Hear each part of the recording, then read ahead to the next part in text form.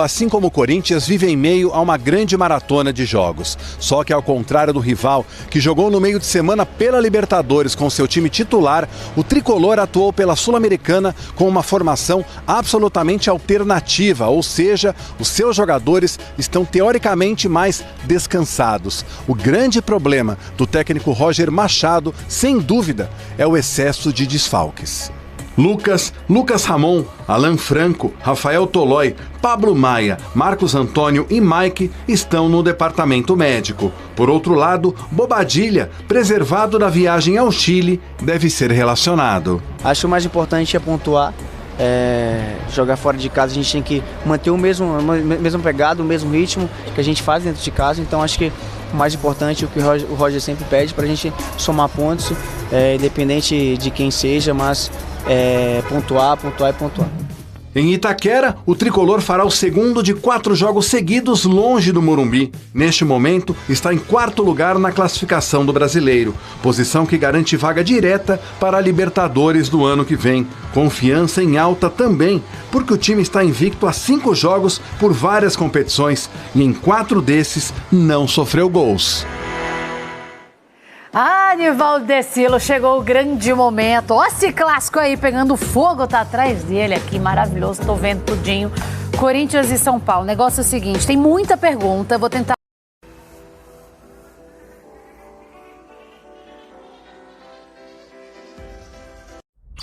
E essa história de que Arboleda pode virar reforço do Galo, a especulação nas redes sociais é de que São Paulo e Atlético debatem uma troca.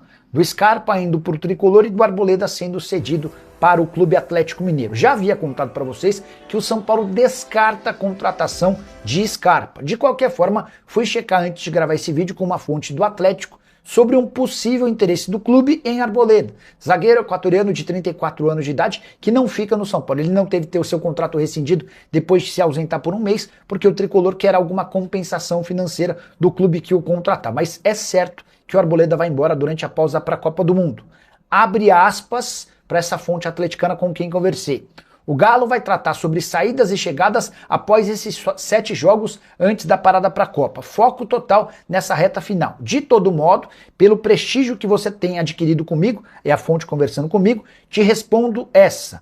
Nenhum interesse no Arboleda. Então dá para descartar que o equatoriano será reforço atleticano. O Galo até cogita contratar zagueiro, especialmente por conta da saída do Júnior Alonso, mas não será o Arboleda. 34 anos de idade, custo de R$1 milhão por mês.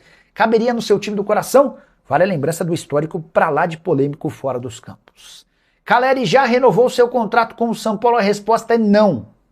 Antes de gravar esse vídeo, consultei uma pessoa que toca o departamento de futebol tricolor para saber como é que anda essa questão. Vale a lembrança de que o contrato do Caleri com o São Paulo se encerra em dezembro desse ano. A partir de julho, ele já pode assinar um pré-contrato e interessa a outros clubes do Brasil e do exterior. Chega a dizer que o nome do Caleri agrada no Flamengo.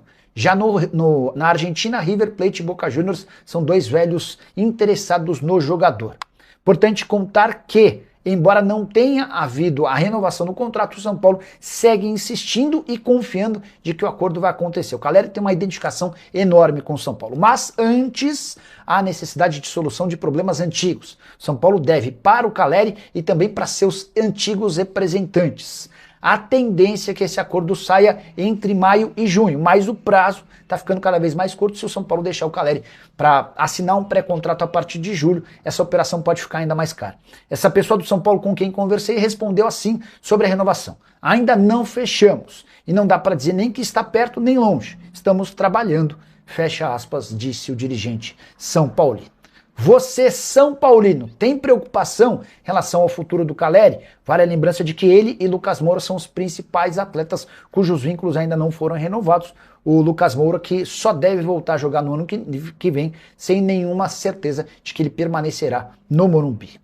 Porque o São Paulo pode viver ou o melhor dos mundos ou o pior dos mundos neste clássico contra a equipe do Corinthians. Por si só, o clássico ele sempre traz muita representatividade para os dois lados. O Corinthians vive momentos opostos na temporada, né? Por exemplo, na Libertadores o Corinthians lidera o seu grupo e já está classificado, mesmo faltando ainda 2 rodadas. O Corinthians já está nas 8ª de final da Libertadores. Mas no Campeonato Brasileiro, o Corinthians é o primeiro time na na zona de rebaixamento. Já o São Paulo vive também um momento de liderança, só que na Sul-Americana e ainda não está classificado, e está na parte de cima do Campeonato Brasileiro. Por que a gente pode viver o melhor do mundo e o pior dos mundos somente nesse jogo? Se o São Paulo ganha esse clássico, é um clássico fora de casa que por si só já vale demais. Aí o São Paulo se aproxima dos primeiros colocados e mantém o Corinthians e afunda ainda mais o nosso rival na zona de rebaixamento. Seria um cenário maravilhoso para o tricolor paulista. Se o São Paulo tiver um resultado negativo, o Corinthians não só sai da zona do rebaixamento, chega numa parte intermediária da tabela, o São Paulo pode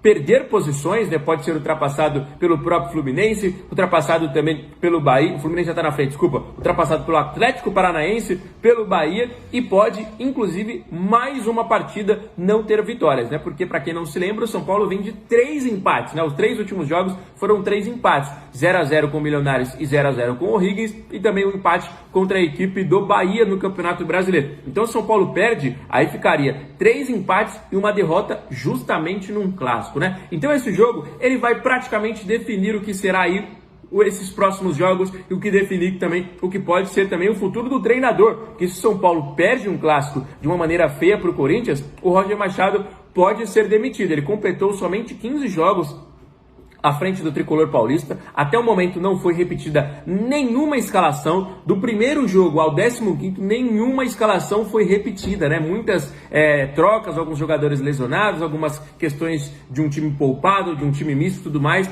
Então, é uma situação completamente diferente que o São Paulo encara a equipe do Corinthians neste final de semana. Às 18h30, tá bom? Um clássico lá na Neoquímica Arena. Como eu falei para vocês, esse cenário, ele pode mudar em questão de um segundo. Pode ser um golzinho do São Paulo, que foi o gol da vitória. Pode ser um gol do Corinthians, que também foi o gol da vitória para eles. Então, muita coisa pode acontecer e o São Paulo pode ir do céu ao inferno ou vice-versa em questão desse jogo. Esse clássico vai ser muito, muito importante, não só para essa rodada do campeonato, mas também para a temporada. Clássico sempre vale e vale muito, né? Então, rapaziada, o São Paulo, que vem de 3 empates, vai encarar um Corinthians que vem classificado da Copa Libertadores, mas vem muito pressionado no Campeonato Brasileiro pelo fato de estar aí na zona do rebaixamento. Corinthians que vem comandado pelo técnico Fernando Diniz, que poderia inclusive estar suspenso para esse jogo, né? Na derrota do Corinthians para o Mirassol, o Fernando Diniz falou muito sobre a arbitragem, foi julgado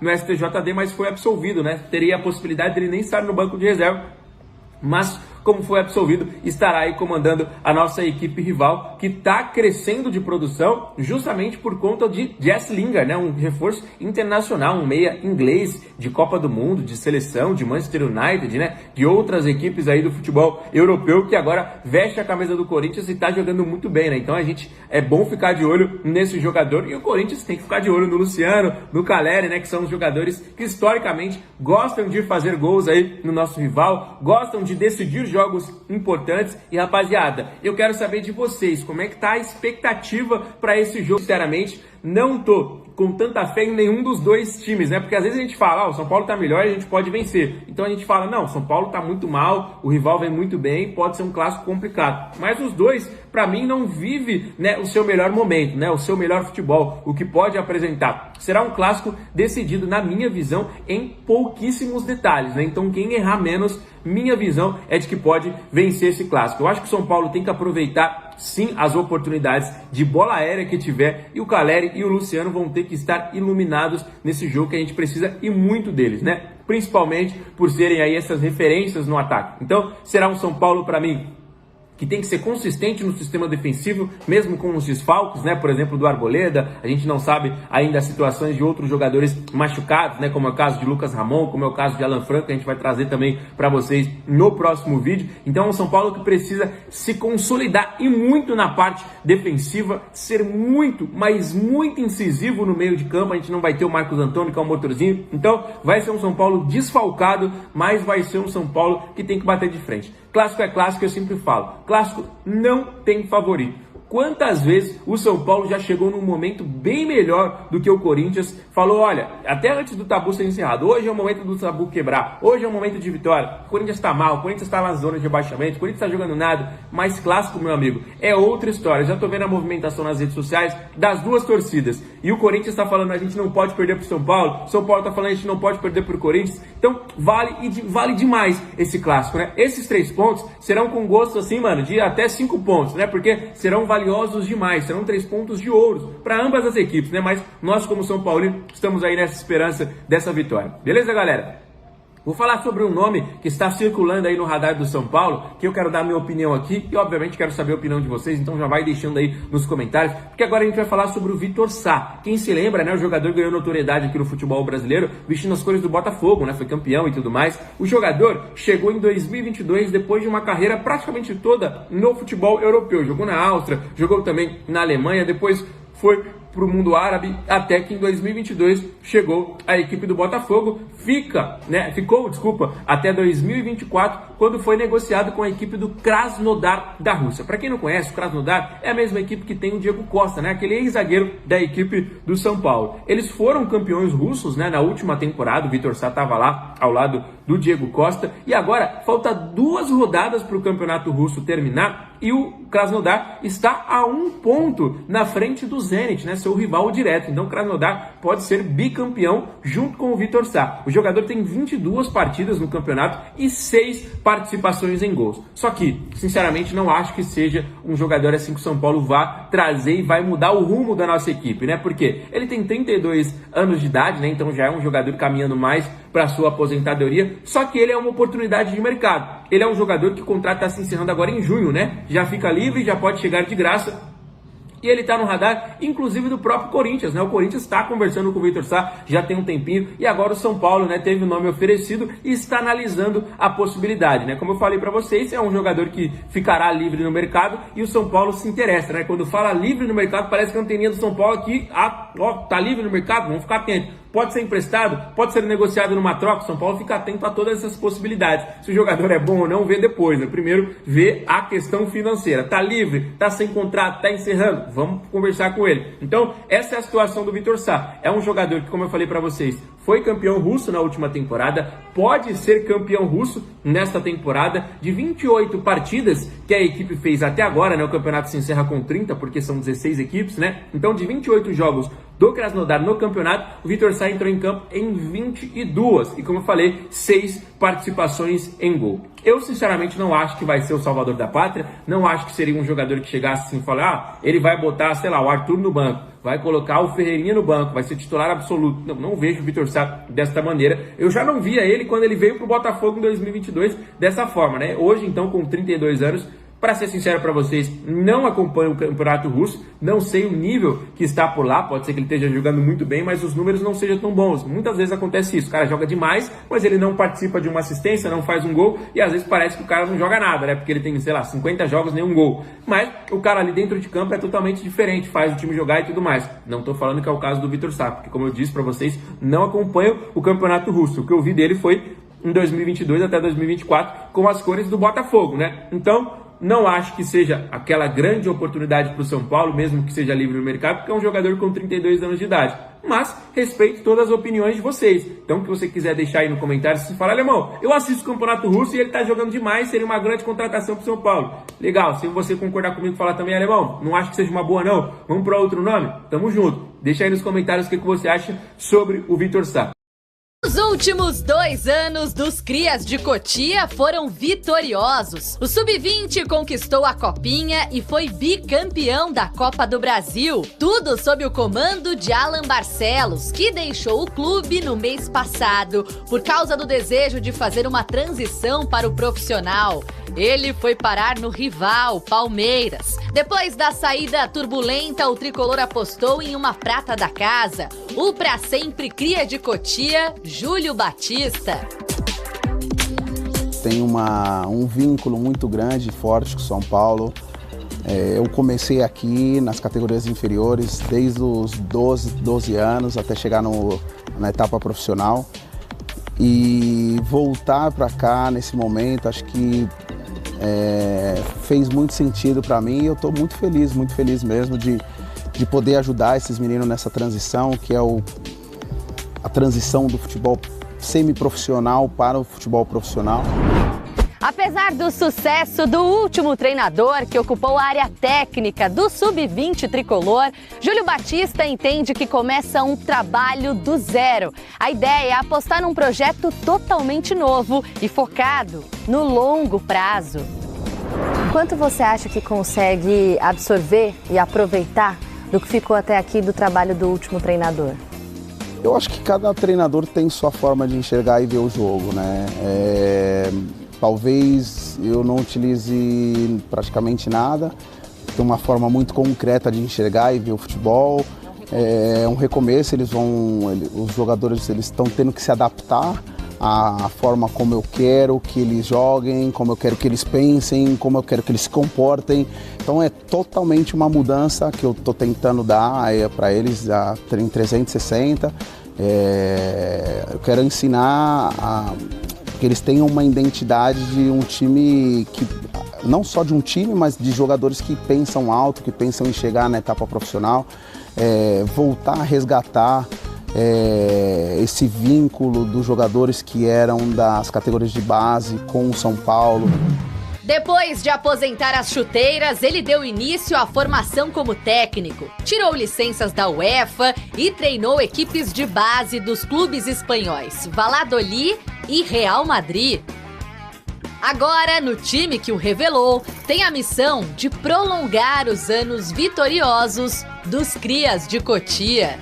Espero poder ajudá-los a conseguir o que eu consegui, né, que é conquistar o sonho de ser jogador profissional. Estava falando até ontem na transmissão, né? São Paulo tá com uma zica lascada para montar a sua zaga, né? Seja com 2 zagueiros, né? E do que falar então com 3. E aí a gente falou, parece que o São Paulo está sendo punido duplamente, porque já não pôde contar com o Arboleda durante os 30 dias de sumiço, e agora que ele voltou, o São Paulo, precisando de zagueiro, não pode contar com ele. Por que existe essa postura? É ele que falou assim, não vou jogar? Vocês não adiantam me colocar para relacionar que eu não vou jogar, vou jogar mal de propósito. Como é que foi essa conversa da direção com o Arboleda? Então, essa reunião com o Arboleda estiveram presentes o Arboleda, o Pepe Chamon, que é o seu agente, o Rui Costa e o Rafinha. Foram só essas 4 pessoas que estiveram na reunião. E aí, como é que foi esse papo? O Rui Costa e o Rafinha, eles já vão comprar para essa reunião já com um aviso do departamento jurídico de que, não há segurança jurídica para pedir a rescisão do Arboleda ou levar o caso à FIFA. Porque ele chegou no 30º dia, ali dos 30 que poderia acarretar abandono do trabalho, enfim. O departamento jurídico afirmou ao Rui Costa e ao Rafinha, não dá para rescindir na justiça. É um caso complexo, pode dar caso ganho para ele no futuro. Então, não dava para rescindir esse contrato dessa forma. E aí, quando o São Paulo conversa com os agentes para tentar uma rescisão amigável, até o próprio agente do Arboleda mostra, até do que eu sei, ele mostrou prints, mostrou realmente e-mails, mostrou conversas de alguns clubes brasileiros, inclusive de olho na contratação do Arboleda. Inclusive, desta reunião, soube que tinham pelo menos 10 clubes no Brasil que chegaram a consultar para entender mais detalhes da situação do Arboleda, inclusive até um de São Paulo. Não me confirmaram qual seria esse time, mas, obviamente, quando tem um Arboleda no mercado, vários clubes começam a querer entender a situação. E aí, com isso, já sabendo também que o Arboleda, inclusive, ele já tinha falado anteriormente em outras situações que não voltaria a jogar com a camisa do São Paulo, porque ele se sentiu desrespeitado. Só que desta reunião, o Arboleda não falou que não jogaria mais com a camisa do São Paulo. Parte da diretoria do São Paulo que fala que é muito difícil, que é um caso parecido até com o Alisson, que até o próprio Rui Costa, inclusive no Tricolaço, chegou a falar, não pensamos nisso e tudo, mas não era um clima que não dava mais para o Alisson jogar, e no fim das contas apareceu o Fluminense para, entre aspas, resolver essa história. Então é um caso muito parecido do Arboleda. Né?